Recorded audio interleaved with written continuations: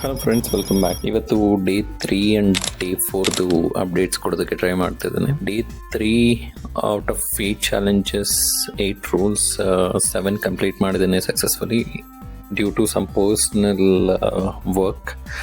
Night 11 o'clockಗೆ ಮಲಗೋಕ್ಕಾಗಲಿಲ್ಲ, 11:45 ಆಯಿತು.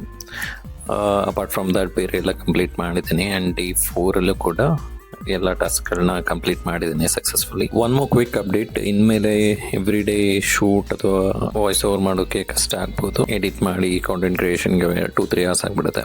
ಅಷ್ಟು ಟೈಮ್ ಕೊಡೋಕ್ಕೆ, ಸೈಮಲ್ಟೇನಿಯಸ್ಲಿ ಟ್ರಾನ್ಸ್ಫಾರ್ಮೇಷನ್ ಬಗ್ಗೆ ಕಾನ್ಸಂಟ್ರೇಟ್ ಮಾಡೋದಕ್ಕೆ ಆ್ಯಂಡ್ ಎಲ್ಲ ಚಾಲೆಂಜಸ್ ಕಂಪ್ಲೀಟ್ ಮಾಡೋಕ್ಕೆ ಡಿಫಿಕಲ್ಟ್ ಆಗ್ಬೋದು.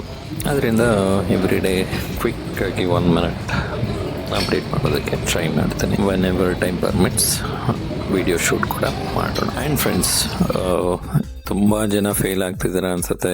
ಕೆಲವರು ಕಾಲ್ ಮೆಸೇಜಸ್ ಎಲ್ಲ ಮಾಡಿದ್ರಿ, ಬಟ್ ಪ್ರೋಗ್ರೆಸ್ ಕಾಣ್ತಿಲ್ಲ.